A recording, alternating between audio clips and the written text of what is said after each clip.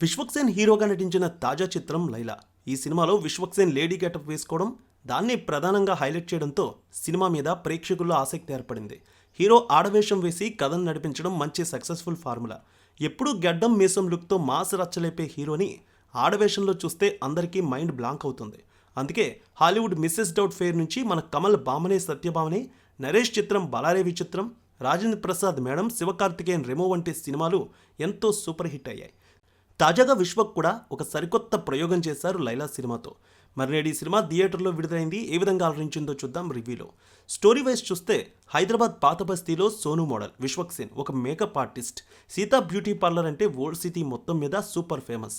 అలాంటి సోను ఒకరోజు తన దగ్గరకు వచ్చే ఒక కస్టమర్ బాధపడడం చూసి ఆమెకు ఆర్థిక సహాయం చేయడమే కాదు, ఆమె బిజినెస్కి తన ఫోటో వాడుకోవడానికి సలహా ఇస్తాడు. మరోపక్క ఆ ప్రాంతంలో మేకల బిజినెస్ చేసే రుస్తుం అభిమన్యు సింగ్ అతనికి పెళ్లి కాక సరైన అమ్మాయి కోసం ఎదురు చూస్తూ ఉంటాడు. అదే సమయంలో సోను మోడల్ మేకప్ చేసిన ఒక అమ్మాయి కామాక్షిని చూసి మొదటి చూపులోనే ప్రేమలో పడి భయపెట్టి బెదిరించి పెళ్లి చేసుకుంటాడు. శోభనం జరిగాక తెల్లారేసరికి రుస్తుంకి ఒక షాకింగ్ విషయం తెలుస్తుంది. దానికి తోడు రుస్తుం పెళ్లిలో వాడిన వంట నూనె వలన ఫుడ్ పాయిజన్ అవుతుంది. ఎమ్మెల్యే సహా చాలామంది ఆసుపత్రి పాలవుతారు. సోను పేరుతో ప్రమోట్ చేస్తున్న వంట నూనె కావడంతో సోను కోసం పోలీసులు గాలింపు మొదలు పెడతారు. దీంతో సోను మోడల్ లేడీ గెటప్లోకి మారి లైలా అవతారం ఎత్తుతాడు. రుస్తుంకి తెలిసిన షాకింగ్ విషయం ఏంటి? అసలు లైలా అవతారం ఎత్తి సోను మోడల్ ఏం చేశాడు? తనకు సంబంధం లేకుండా ఇరుక్కుని కల్తీ నూనె కేసు నుంచి సోను బయటపడ్డా?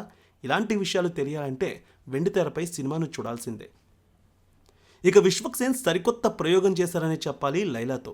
విశ్వక్సేన్ లైలాగా చూపించడంలో పర్ఫెక్ట్గా సెట్ చేయడంలో మాత్రం 100% సక్సెస్ అయ్యారు దర్శకుడు. టెక్నికల్ టీం పర్వాలేదనిపించింది. డైరెక్షన్, మ్యూజిక్ ఓకే అనిపించింది. నటుడిగా విశ్వక్సేన్కి వంక పెట్టలేం. అతని ఎనర్జీ చాలా పెట్టారు ఈ సినిమా.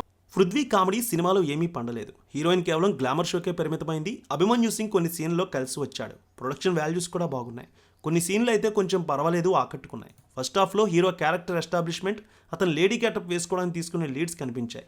విశ్వక్సేన్ 2 భిన్నమైన పార్శ్వాలు ఉన్న పాత్రలు చేశారు. ఒకటి తనకు ఎప్పుడూ కలిసి వచ్చే సోను మోడల్ అనే ఒక పాత బస్తీ కుర్రాడిగా చేశాడు. అందులో కొత్తదనం లేదు, కానీ లుక్స్ విషయంలో అలాగే కాస్ట్యూమ్ విషయంలో ఆకట్టుకున్నాడు. ఇక లైలా విషయానికి వచ్చేసరికి అందంగా కనిపించినా ఈ పాత్రకి పెద్దగా ఆకట్టుకోలేదు. మిగిలిన పాత్రలు అందరూ బాగా చేశారు, తమ పరిధి మేరకు నటించారు.